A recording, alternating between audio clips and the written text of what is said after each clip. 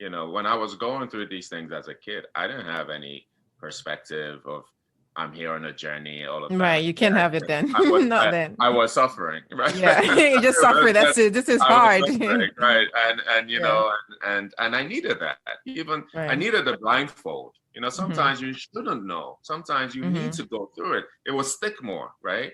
Because Because you don't understand it if someone just told you to do it. You have exactly. to Someone say, understand it by experience. you have to experience it. And so Yeah. now I can say, woo, I've gained something. Wow, I had to go through that. But Yeah. now I can go through life with that perspective.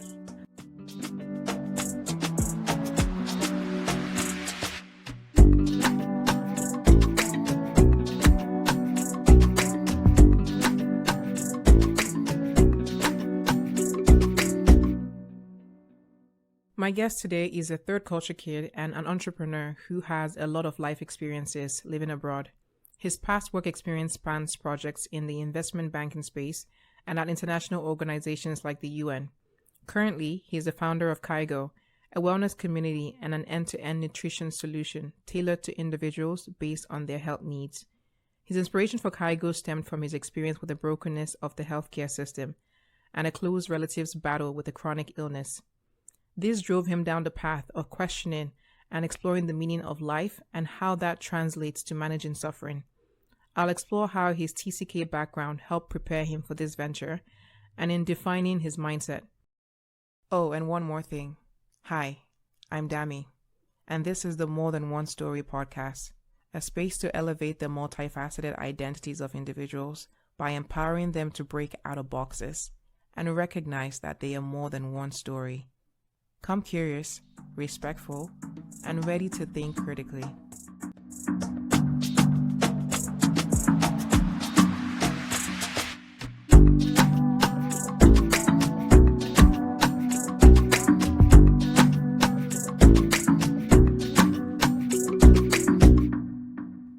Join me in welcoming Uzo Chima. So with the way the situation of the world is right now, we're currently in a pandemic and mental health is at an all-time high. Do you think being isolated from other humans solely contributed to this, or is the state of things also revealing some truths about humans and mental health as a condition? Yeah, thanks for that question, Dami. I think, and first, and by the way, congrats on your podcast. Thank you. I wish it great success. Thank you. Um, yeah, of course, my pleasure. I think when you are forced to be alone, in any circumstance, it certainly can have an effect on you. Mm-hmm. It can have an effect because as human beings, we're built to really be in communities. We're built Mm-hmm. to live together, work together, eat together, and that can be a very big help for overall health. But whenever we're forced to be alone, um, it takes me back to what some a subject I've been speaking about very often recently is finding purpose. Mm-hmm. And in order to define purpose, I think a lot of people kind of mix up talent and purpose. And Okay. so whenever we're talking about our purpose, a lot of times we speak about our talent. Right. I'm here to be a doctor. I'm here. My purpose is to be a great musician. But those things talk about the talent. And I think to answer this question properly, I still will go back to that. And it's just Yep. a challenge. I'm going to challenge all the listeners here to just let's delve a little bit deeper into what this whole purpose is.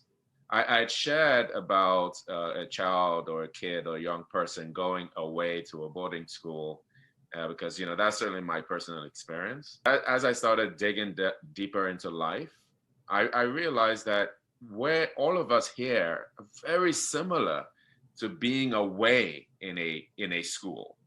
That Right. this is not our home. It's just not possible, right? Because we're Right. born here. It means we came from somewhere else. That's simply if you follow that. Like it doesn't matter if you're scientist or if you're religious or just meditative or whatever people try to ascribe to.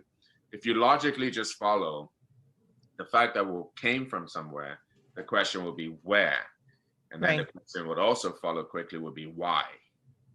And just like in a boarding school, if you're hanging out with friends, you're not going to class, you're just, or any school as of that, it doesn't even have to be boarding. If you're not attending class and you're not doing what you came to do in that school, you're going to have a certain level of nervousness. There's going to be a lot more anxiety. There's this lack of clarity versus if you know why you came to the school, you have to attend class, but even more importantly, you know why or where you're headed Right. after school. It's very simple, right? If you study a certain subject, you want to use that subject when you graduate to help people in a different way. The pandemic has forced us back to that question.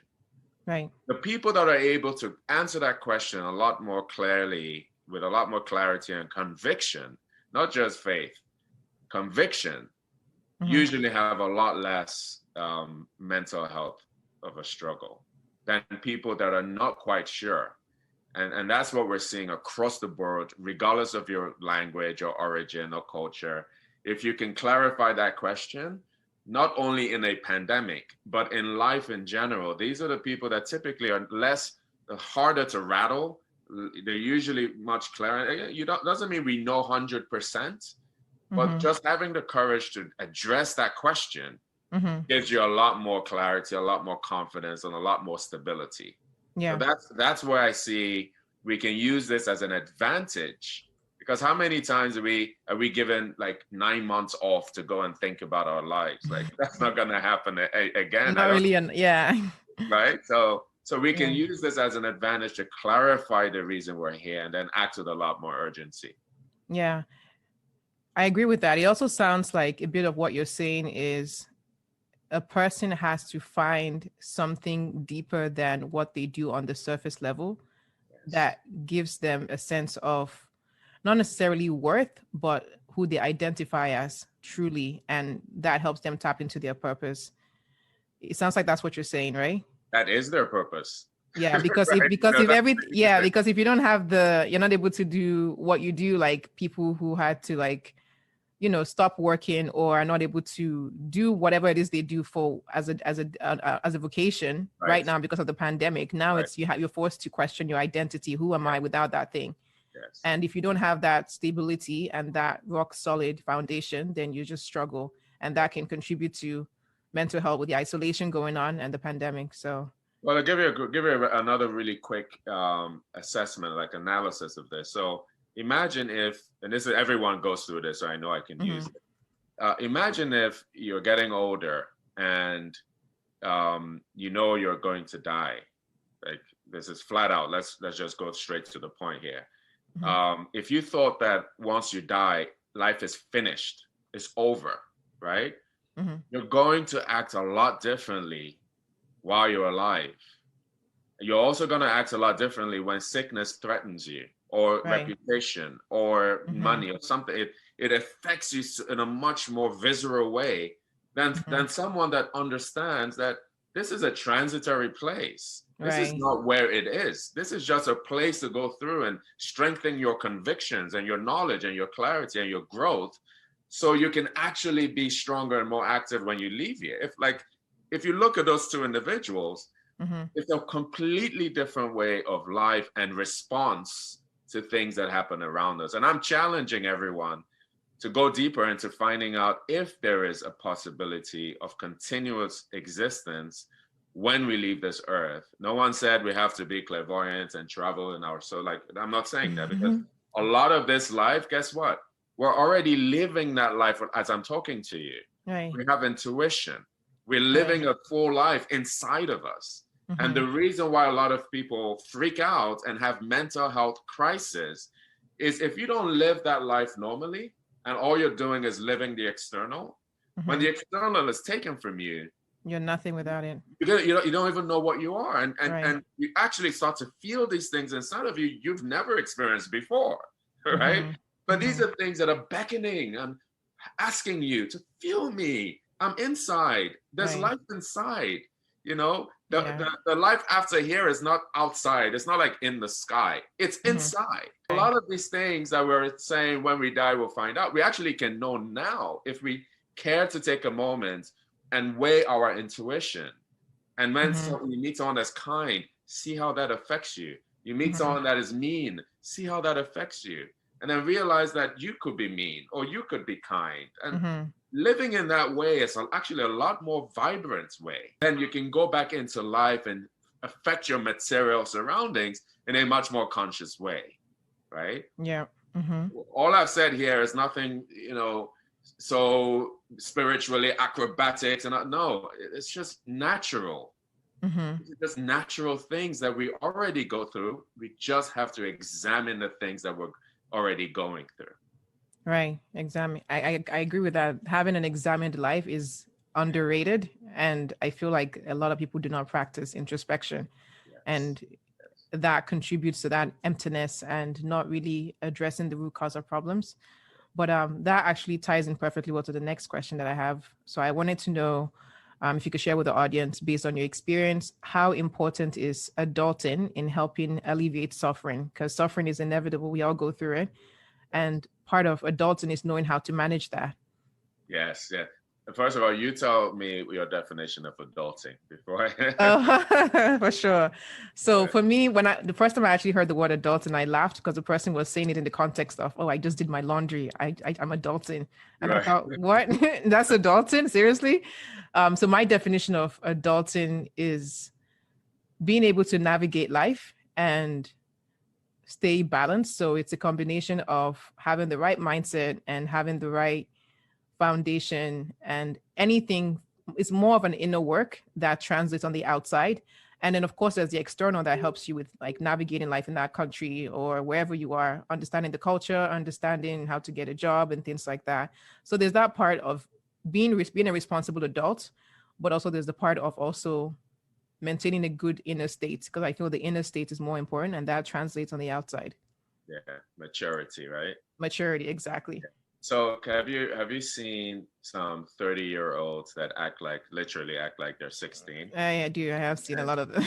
Yeah, one unfortunately. year olds that feel as if they might be 35 or 40, right? Exactly. Mm-hmm. And I'm not saying they're not pretending, they are actually mature Mm-hmm. or immature, right? Yep. 40 year, I know 40-year-olds that they act as if they're 20. Mm-hmm. And it's not even just for, and then again, I always take it deeper, right? Mm-hmm. Because you can do your taxes, you can go and have a nice job, you can have, you know, adulting things around you, nice Mm-hmm. house, nice family. Like, so wow, this good person's an adult. Right. But when it comes to managing their emotions, right? Mm-hmm. When it comes to managing their interactions with other people, right? You Social start to find intelligence. Yeah. yeah, intelligence. I know there's the IQ, which everyone knows, intelligence quotient, Mm-hmm. EQ, emotional Emotional. quotient. I'll add another one, SQ. Social intelligence. I even go deeper. I'll call it spiritual. Spiritual. Yeah. Spiritual is always important. Yeah, yeah, yeah. But the question is even what that means. Right.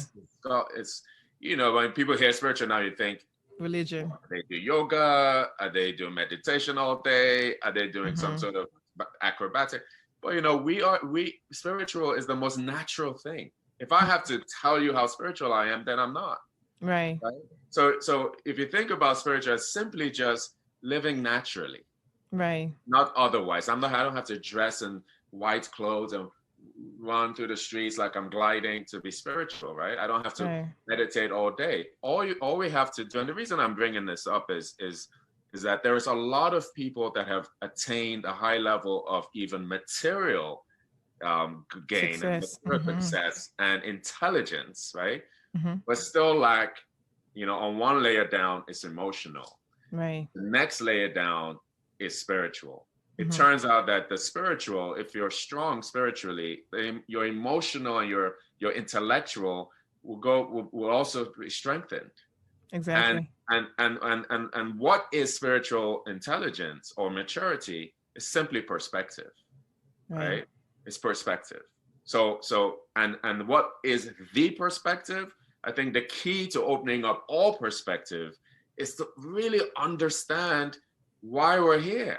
Right. We still always goes back to that question. If I Why are could we leave here? with this question and just put it up on the wall, why Mm-hmm. are we here? Where do we come from? It Mm-hmm. has to be addressed.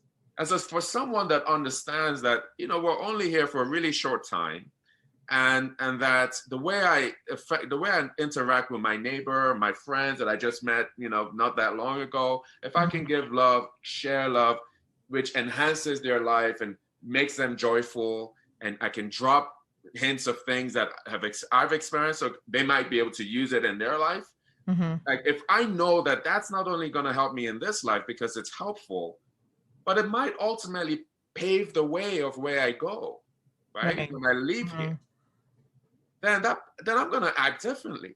I'm going to act a lot differently than if I thought I'm here to compete as much as I can and get as much as I can, and then when I have as much as possible, I can give to charity because that's good. So we're not even talking bad people or good people. We're just saying perspective. Let's eliminate bad people, because obviously that's a whole different conversation. Good people also, like just the perspective of why we're doing all this stuff and what we're doing it for. It accelerates the maturity. It does, yeah. It accelerates this maturity that we're talking about. And so that's why, I think is important, for me, is like always go back there. And if the interactions I have with someone, and again, we don't have to define this and clarify this today. Like it doesn't have to be all clear in one day, but the willingness to think about the subject. We lose people all the time in our lives. It's a hint. Think about this, right? It's like, don't let that question leave you. Right. You don't have to, it's not scary. Like it's part of the existence, right? So that courage to do that, then if we do that every day, then you start to develop muscles in yourself that you didn't even know existed. So when we start talking about suffering and pain, it's just like if I take you to the gym and say, okay, you're going to have to push 100, or you're going to have to run 5 miles at a very fast pace. You're going to be burning. You're going to be panting. It's going to be hard. The next day, you're going to ache. And one may say that you're suffering, right? There's pain. You might even feel like you can't even walk. And it's like, wow, am I paralyzed? If you don't know why you're hurting, right? If you don't know that when you work out so hard, it's gonna hurt, right? You're gonna suffer. Right. And the suffering there comes from not knowing why. Right. And not asking the question. And of course, you're not even asking, because if you ask, it's a good chance you will find, right? Exactly. If you call up your trainer and say, hey, I just wanted to know, am I supposed to be hurting this bad? They're like, yeah. Because why? Because you're building more endurance, because you're building more muscle. It's fine. That alone will give you relief. Now, all of a sudden, you might even feel the pain and smile because like, wow, I'm building muscle. I didn't even know that, right? So the things that you would have felt were so painful and so unbearable, all of a sudden you start welcoming some of these things. Right. Like, this is good for me because this is going to increase my ability to see things, right? Exactly. So that's, I think, how I think that's the only way how we can go and take a painful experience. And even though it could lead to suffering, I think suffering is just basically dealing with pain, but it could be joyful suffering. I agree with that. Actually, I'm a very big proponent of suffering. Not in the sense that people think, but I feel like the things that I've been able to do and how I've been able to navigate life in different countries have come from a place of suffering.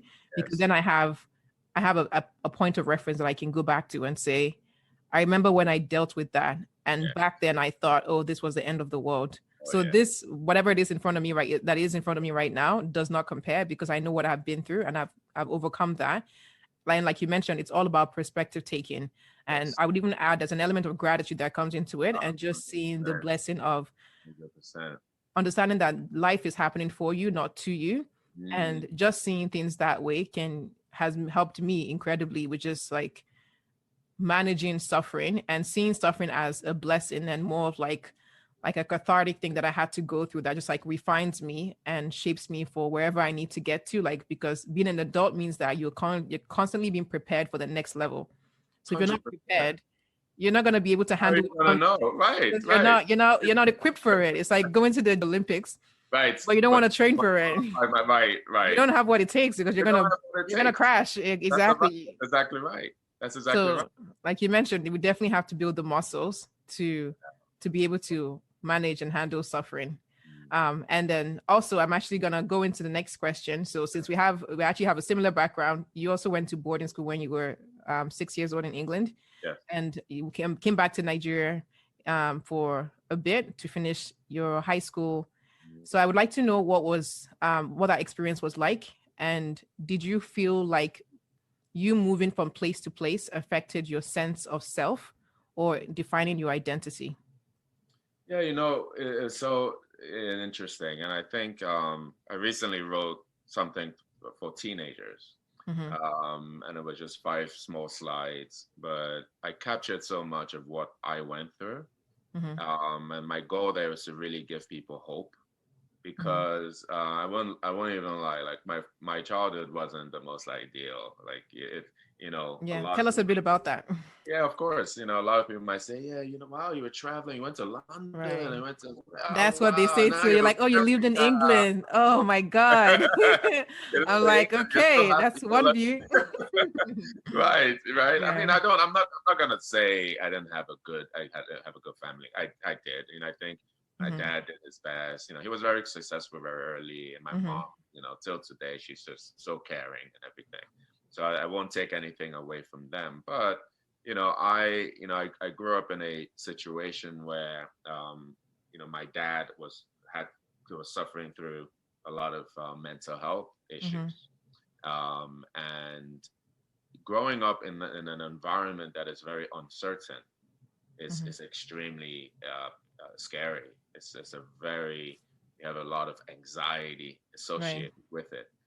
And so when I went to England, it wasn't that actually England wasn't boarding school. I Okay, went that was to a day England, school. I took my Okay. mom to day school. I Okay. went back to Nigeria, which was a boarding school at a Okay. very young age.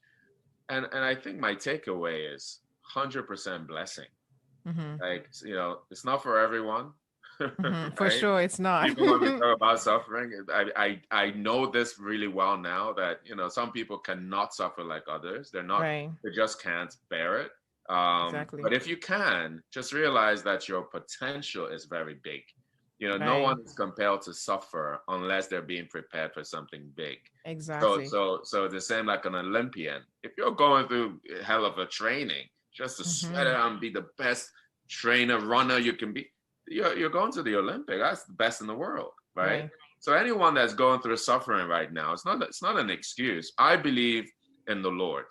Mm-hmm. I make that very clear because a lot of people that hear me talk, I don't really use his name a lot. I just feel Right. there's a certain degree of respect because I do believe he exists very clearly. Mm-hmm. There's no wishy-washy. It's clear to No, me that I'm with you on that. there's a Like king, personal experience. there's a king of creation in the universe. Mm. I am far superior and far inferior, Right. right, Yeah. to him. And I want to dedicate my life to just understanding what he wants me to do here, right? Right. Including my own maturity, all of that. So first of all, even that perspective Right. makes it really clear to me because if he is there and the creator, he created this entire creation, entire universe.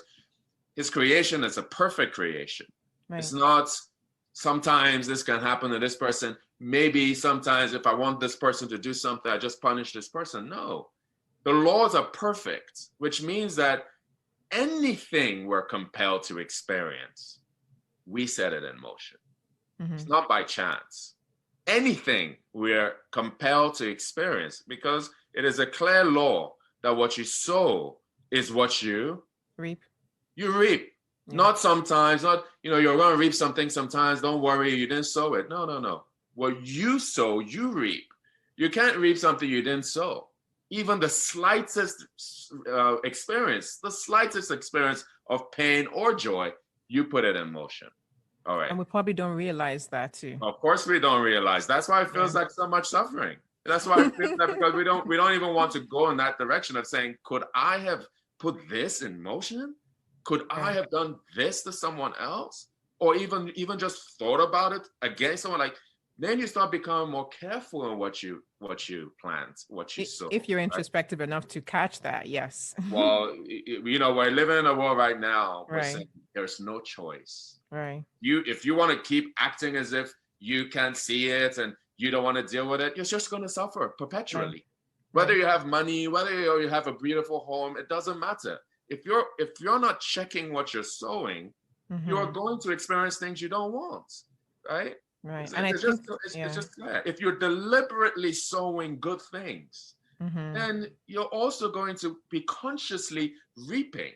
And then you also will Mm-hmm. realize something that is coming to you for pain, and then you would much more easily trace where it began, right? Right. Mm-hmm. So in that perspective, and understanding that the Lord's will is perfect. All Mm-hmm. these laws we're talking about, especially this one, is very applicable to everything, not just a seed, but our thoughts, our words, our actions. Exactly. Then it means that if it comes back for us to reap, it's love.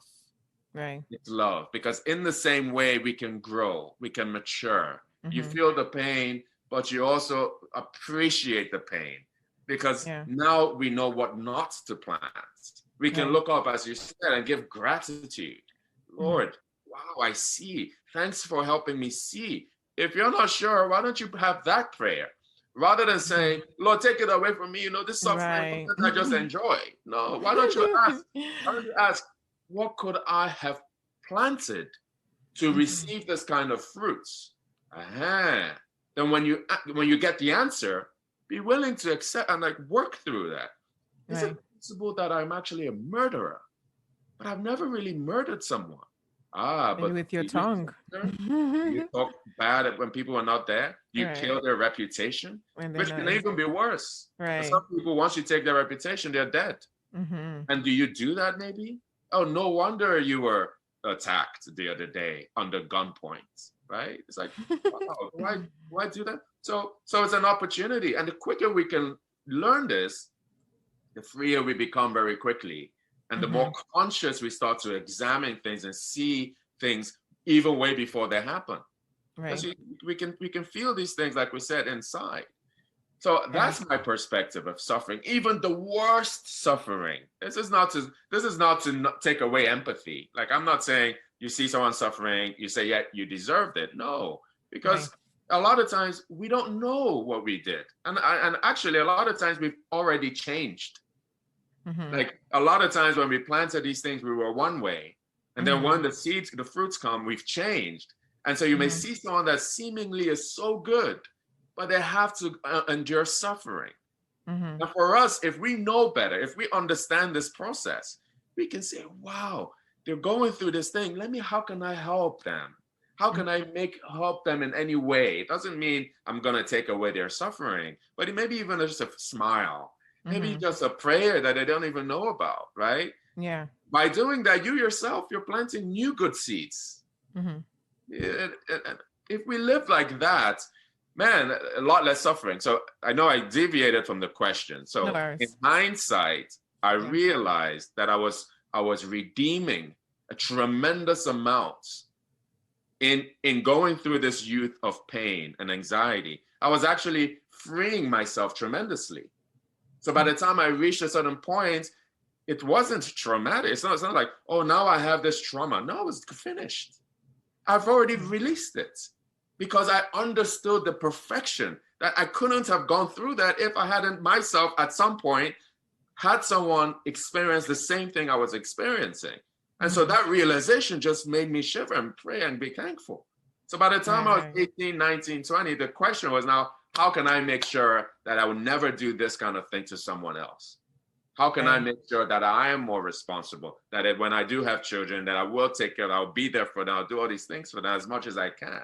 How do I make sure that, now that I'm free, I don't burden myself with more things, right? Mm-hmm. So that experience, I believe, just freed me up. And then what it also did, it gave me so many tools that I can live by myself, I can live anywhere, I can learn languages quicker. Mm-hmm. It just made me realize that it was such a blessing of a childhood. Right. So basically, it all ties back to what you were saying earlier about perspective, the perspective of even though you went through what you went through as a child in boarding school and having to see your dad go through what he went through, having a different perspective of this is fashioning me into who I'm meant to be and who I'm supposed to be, has helped you with navigating things and coming to that place of seeing this as perfection and Yeah. what was meant to be. And that's something that I can relate to as well too. Um, Everything that I have been through has is making me and has made me who I am today. And yeah, I also wanted to tie in a little bit of the end of the question, the part of defining your identity, Mhm. and trying to get a sense of how that affects your concept of home, Mm. Like, okay, that's a of very moving around a lot. Yeah. yeah, that's a very good question, actually, because I think my concept of home is very different from where it started, right? Mm-hmm. And just to also add something, when I was going through these things as a kid, I didn't have any perspective of I'm here on a journey, all of that. Right. Like, You yeah, can't have it then. I was Not I, then. I was suffering, right? Yeah. You just suffer. That's it. This is I was hard. suffering, right? And Yeah. and I needed that. Even I Right. needed the blindfold. Mm-hmm. Sometimes you shouldn't know. Sometimes you need Mm-hmm. to go through it. It will stick more, right? Because Because you don't understand it if someone just told you to do it. You have exactly, to understand it by experience. you have to experience it. And so Yeah. now I can say, woo, I've gained something. Wow, I had to go through that. But Yeah. now I can go through life with that perspective. Mm-hmm. So a lot of things that should be paining me and making me suffer doesn't, right? Mm-hmm. Because now I actually own it. Mm-hmm. And I think, my concept of home evolved to when it became extremely clear to me Mm-hmm. that we're not from here. And Mm-hmm. when a lot of people, even when we go into religion or science over here, just says we are from here. This is where we came. You're basically a primitive of the apes, and your ancestors were apes. Yeah. You're just a flesh and bones, and your Right. intellect. Once you Right. die, you go in the dirt, not nothing. And I Mm-hmm. was like, well, I get it because that's all you could That's see. science. Yeah. Exactly. Science is not wrong. It's just Mm-hmm. half of the equation, Mm-hmm. right? I'm interested in going deeper. And so that's why a lot of religions exist, is Mm-hmm. to help us explain where we're from. Mm-hmm. Unfortunately, sometimes they get distorted. Mm-hmm. And then they're filled in with big gaps. And then those gaps are covered and said, it's like, don't worry about the gap, just take it as it is. And Mm-hmm. unfortunately, that's why there's also a record amount of people leaving religions and say, I see it clearly, it's a gap. Like, I Can don't we want to talk call it about a the lie. gap? Yeah, I'm like, it's a lie. If Right. you don't call it a lie because I just want to be kind, I'm just going to call it a gap, right? Right. But I'm not going to do this anymore. And that's a shame because a lot of these, prophets and truth bringers, and I also believe the Son of the Lord himself came down here to Mm-hmm. help us understand these basic laws. And Mm-hmm. by understanding the laws, we could trace our roots back home. Because Right. I believe that when you leave this body, I'm looking at someone now, we say, Dami, you're looking at me. My name Mm-hmm. is Uzo Chima, right? Yeah. But this is not how I actually look. No, you're not. Yeah. I look like this because my parents on this earth combined and Mm-hmm. gave me this body, Mm-hmm. right? But Mm-hmm. the person that's inside this body doesn't look like this. Mm-hmm. My personality is the same, right? Mm-hmm. So if people want to know, like, what are you talking about? Well, when we leave this earth, right? Mm-hmm. We are If going you to leave. run, which will be soon, it's not that Right. long. I mean, even if you're 90, just go ask a Right. 90-year-old. What, Like I. or everyone says the same thing. Just like that, it was over. Right. Even 90-year-old. So it's not going to be long. If we bump into each other Mm-hmm. somewhere in creation, in order for you to know it's me, you're just without even looking, you will be able to tell, right? Because I have the same personality. Mm-hmm. My appearance would kind of, you're like, I know this person, right? Mm-hmm. But you're not seeing my physical anymore. So Right. the more you learn who I am and my personality, how I speak, how I laugh, how I interact, then you recognize me, Mm-hmm. right? And you could do that with someone also here. You don't have to go anywhere. Like, you can just recognize a good character Right. by how they interact and the words they use. And you can recognize, even though someone's beautiful, a bad Mm-hmm. character, right? Right. Because Mm-hmm. their words are some funny, they weigh you down. Mm-hmm. And so that's how we can start practicing how the invisible looks, right? Right. Through our intuition. Through this confirmation, I realized this is not my home at all, Right. right? Meaning And the so, earth, that is. yeah, Earth is not my home. Yeah. It's a temporary place of residence. Mm-hmm. So when I was born in Lagos, Nigeria, that was my temporary place of residence. I have the name from there, I have the language from there, the culture from there.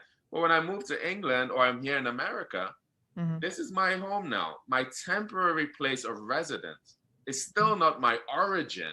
It's still Right. not my permanent actual home. So Right. my interest now is not, even that can change the way you feel. If you have to get up and move, you Mm-hmm. don't get distraught. It's like, oh, at my home, it's Right. actually not yours. It's not your, it's a That can be very hard though, because I struggled with homesickness, and most TCKs can relate. But yes, I do agree with you. Like when you really think about it on the highest sense, you have to. we are spirits, Yes, and the earth really isn't our home. it's not. But there's still that navigation and that You know why? adjustment. So Yeah. it's a big adjustment. I'm not saying we even have to know this overnight. Mm-hmm. I'm just challenging everyone. Don't neglect that question. Don't Right. neglect the pictures that come to you. You see, one of the reasons, one of the things that I confirmed was the more I asked these questions, the clearer the picture became. Right. So don't be shy or scared to like just ask the question, delve into it, think about it, like weigh it within you, because you will start to see very clear signs of actually how your home looks. It's not like a big cloud, you're just sleeping and everyone's playing the flutes and everyone is singing harps and that's not a realistic place. Paradise is actually a very active place. Mm-hmm. It's the road, their gardens, their castles, there's an active place of activity. You don't want to die and rest. I believe what you want to do is when you die, you want to act. You want to go and keep helping people. You want to go and keep building things, planting gardens, helping and serving. That's the Mm-hmm. nature of the spirit. So Right. even the words we use will start to change Mm-hmm. because the actuality needs to match what we're saying. Mm-hmm. That's a big deal. So back to the question.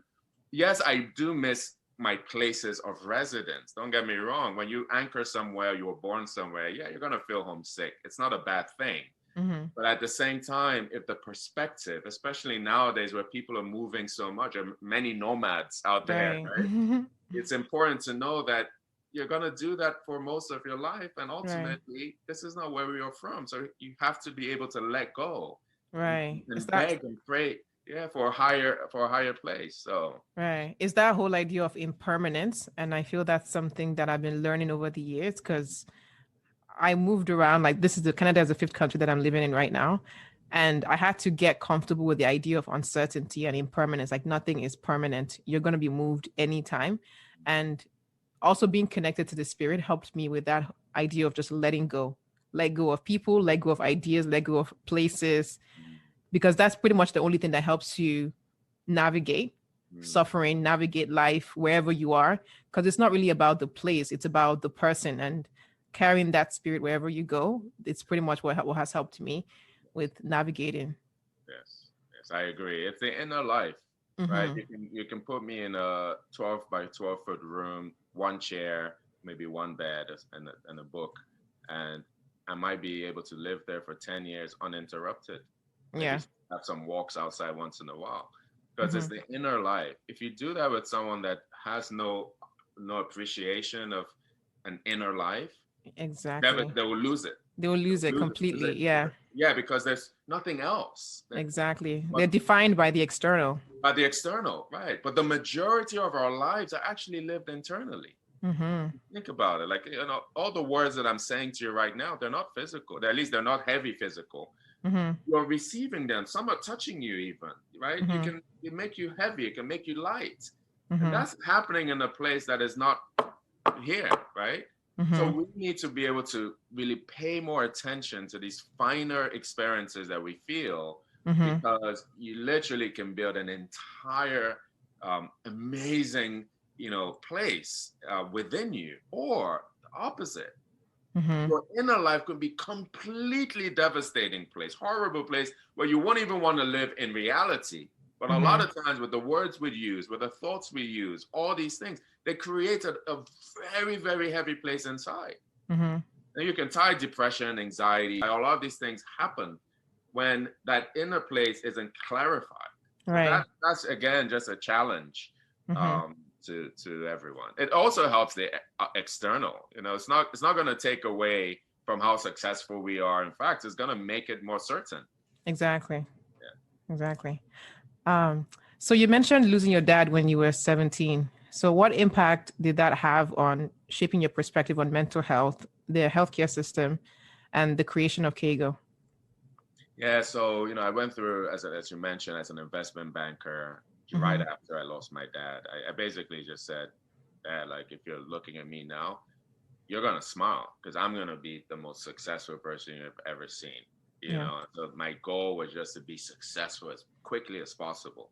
And when Mm-hmm. I went down that road, I just by luck or whatever chance, like I became very successful quickly in a land I wasn't born here. I didn't come here with much, but it Mm-hmm. happened very fast. And that made me very happy to see that maybe if he was seeing me, like that was a lot of my drive. But well, after I did that, I then realized I had just run so fast in a direction of material. Right. So when I talk about these things, I'm talking about myself. I'm just Mm-hmm. giving a clear example of the benefit of when I became more than just material. Mm-hmm. I still end up having material, but it just now had a different perspective, right? Mm-hmm.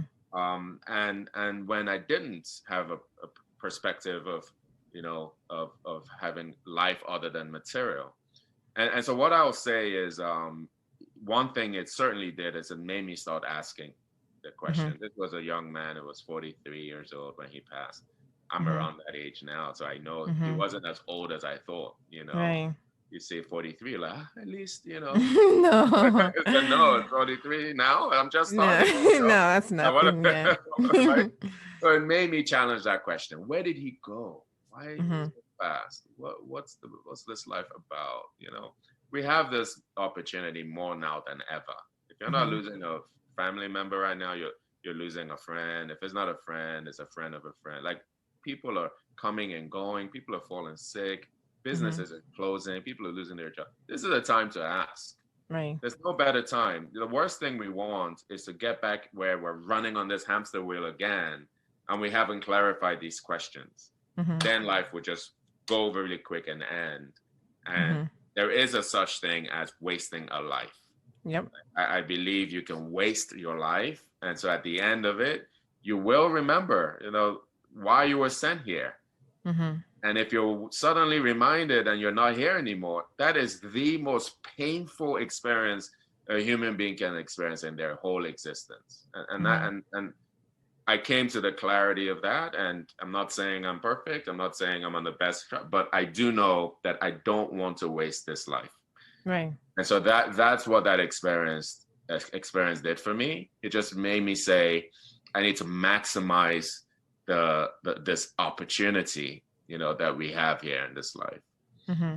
And how did that connect to the creation of Keigo? So So initially, when my father died, like I said, he went through a lot of mental health illnesses. It also affected his physical health, and that was a very painful experience. And I said I was gonna see what I could do to just be very successful.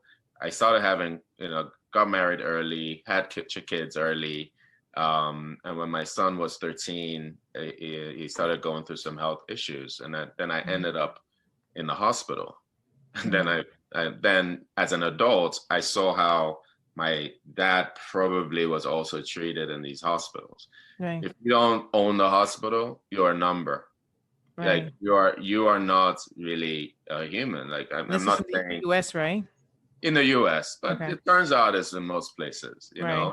The Mm-hmm. US has just the most pressure Right. because there's a lot more financial incentive to get as many people in and out. Mm-hmm. But it turns out that, even in England, when I speak to people there or, place third world countries, just Mm-hmm. a different nature, Mm-hmm. but the same thing is there, which is the individual is not being looked at as a complete individual. They're Right. just looking at what's happening to you right now. Even the best of the doctors would say, here's your prescription for what's happening right now. Right. what caused this? You're much more likely to hear about, let's fight cancer, let's beat it, let's take it out. Like, well, what if you could just prevent it? Mm-hmm. Like, we're spending hundreds of billions of dollars fighting cancer. You Mm-hmm. could spend less 1/100th of that to teach people how to prevent it. But they don't benefit, so they won't do that. That's the point. And I realized the other thing I realized is, even when we say they don't benefit, it's true. Like pharmaceutical companies, all of that, but it's a lot deeper issue. It It's is, yeah. a whole lot deeper issue. So deep that even the person that should benefit is not really very interested.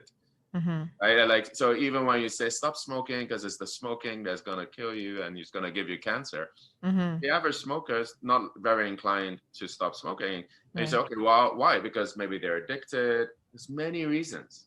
Mm-hmm. So I said, enough is enough.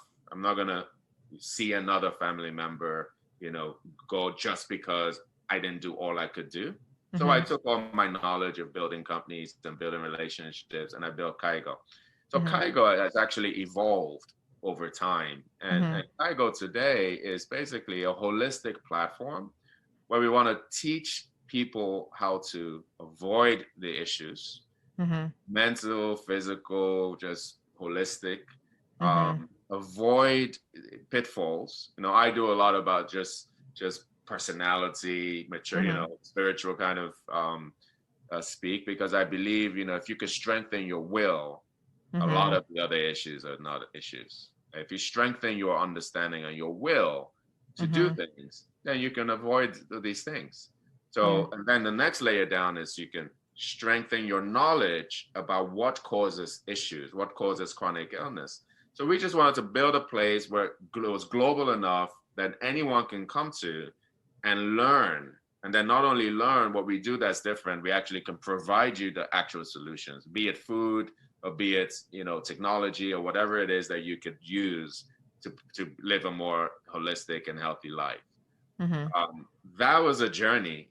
I won't say I just thought of it and it came up. I just realized that, hey, I don't have much time. I want to make sure that I dedicate my life in helping people if they're willing. Because if someone isn't willing, there's nothing you're going to do. Mm-hmm. If you're willing and you come for solutions, then we can provide you with a lot of professionals and technology and things like that can help you. So that's what Kaigo is today. And it's for me, it just helps me focus on what I think, my purpose here is, which Right. I think is the same as yours. It's Mm-hmm. basically develop ourselves, improve ourselves, and Mm-hmm. uplift our environment and the people around it. You Exactly. you can do that anywhere, And right? any way you like to. Any way you like. Like, Yeah. that people are spending all their years looking for their purpose. No, you already Right. have You it. already have it. You have to look, you have to dig deep. Yeah, to improve yourself. That's your purpose. And help everyone around you. Everything you touch, make it better. That's your Exactly. purpose. Then use your skill or your talent to do that. Like, an artist is going to do that very differently than a scientist, right? Mm-hmm. So our skills and our talents simply are given to us to improve life here on earth, to Mm-hmm. uplift ourselves and everyone around us. So Mm-hmm. that makes it very simple. And I think I've always wanted my vocation and my profession to match what I thought the purpose Purpose was. was, I yeah, think because then it's more fulfilling that uh, way. then You're it's not not going to work. just going through like have people say they hate their jobs. Like I'm working right I now. I love my job, yeah, Work for me, right? and everything I do, yeah. This is amazing. Like, Mm-hmm. we're having this conversation. I know even one person can take something from it.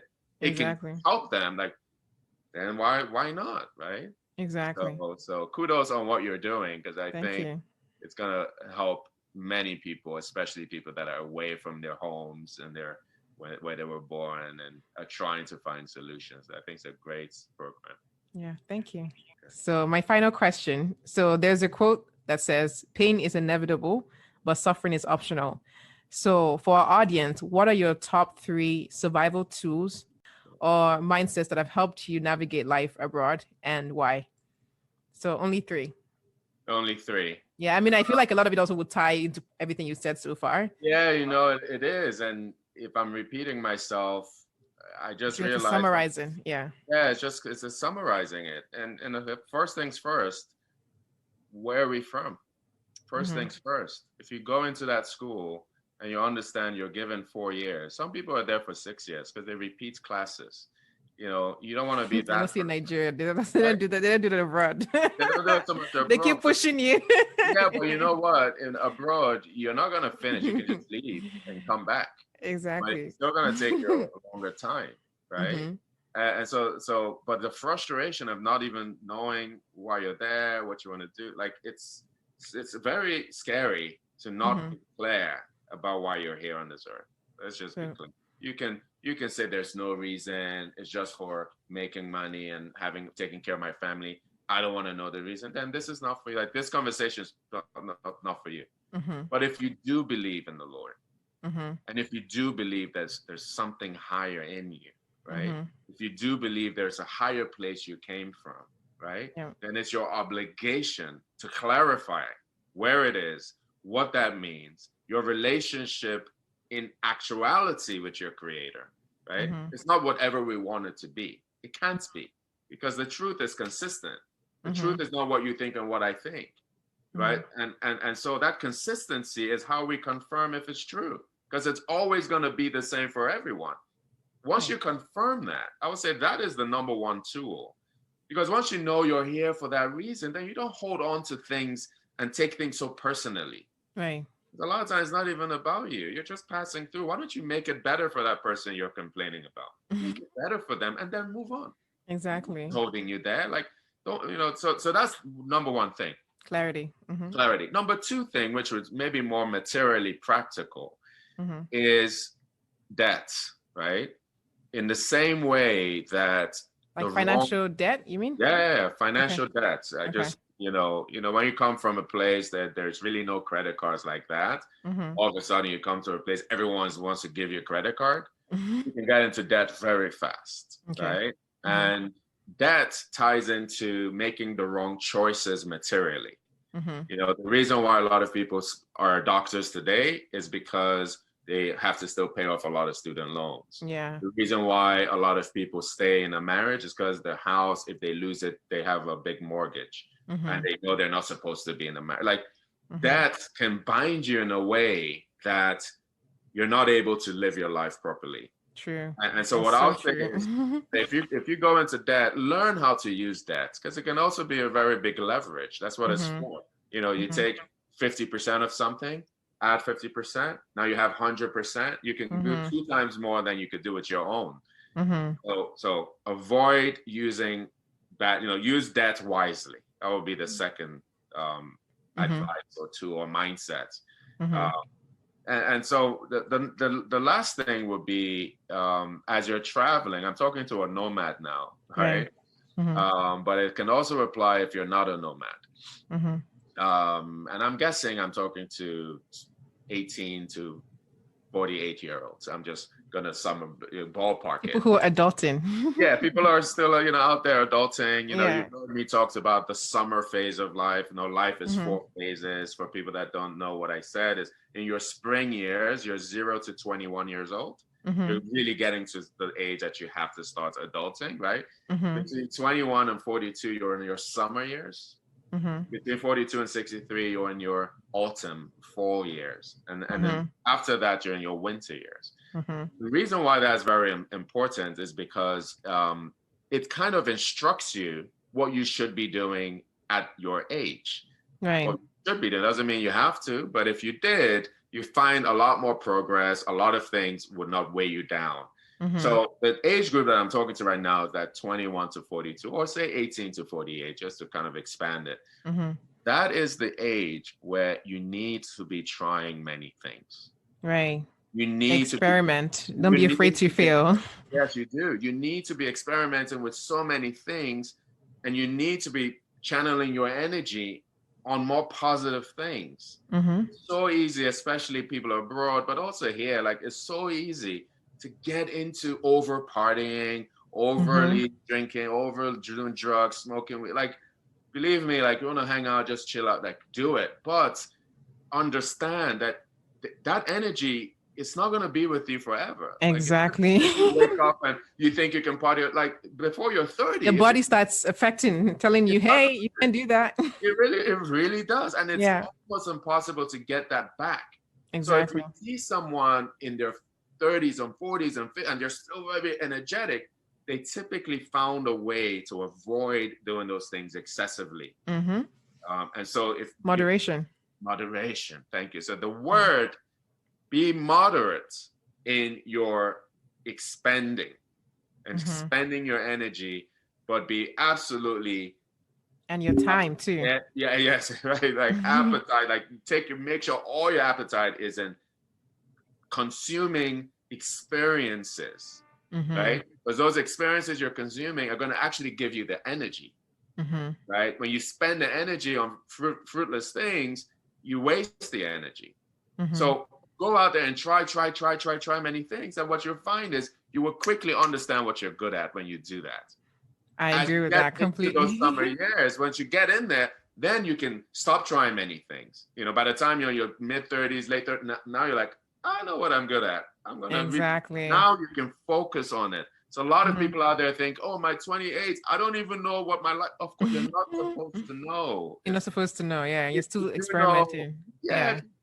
Just consider yourself different. I won't even say fortunate, because there's also a lot of gifts in taking time before you know. It strengthens your conviction when you do find out, right? So don't hold back. If there's something you want to do, especially if you know is helping other people, is making life more pleasant, why would you want to hold back? Don't let your fear of people are going to laugh. Why am I going to do this? Everyone is going to say. Who cares about that anyways? I don't care. I mean, if they could, people who actually do what you can do would not laugh because they know how hard it is to do it. People who can't do it are the ones that feel the need to laugh. Yeah, those are the majority. Exactly. Unfortunately, and as much as we say it doesn't affect us, it could. And so that's why the last piece of advice I'll say is do it quietly. There's so much confidence that comes when you try something, is working, you begin to do it very consistently, it starts to work amazingly, and you're quiet. It just builds this superhuman level of confidence. Because you're not getting anything from anyone. No one even has to praise you, and you're still doing it. Like that. And then ultimately, everyone knows. Really, you don't even have to say anything. Like, wow, is this the person who's always speaking or saying all these things? Is this the person who's always building all this? Like, yeah, I'm the person. But I still didn't say anything. You said it. Come and join me if we want to work together. I can come join you. Tell me what you're working on. Like you said, people want to work together when they're doing that. They're confident people want to work with other confident people. They're not competing. Right, exactly. And they're secure as well, too. They're secure. Yeah. So let's be those secure people that are moving and shaking very silently, conserving our energy, building that energy for really big tasks. Oh man, then I think the world would be a much better place. Thank you so much for listening to this conversation. I hope you learned something that can help you manage suffering, or better still, have gained a new perspective on how to navigate your world. If you enjoyed this discussion, please share it with your friends and leave a comment on the website. And that's at www.taloje.com. That's TALOJE.com. Or tag us on Instagram at Taloje, TALOJE as well. That's where you can find the More Than One Story podcast. Until then, I look forward to seeing you in the next episode.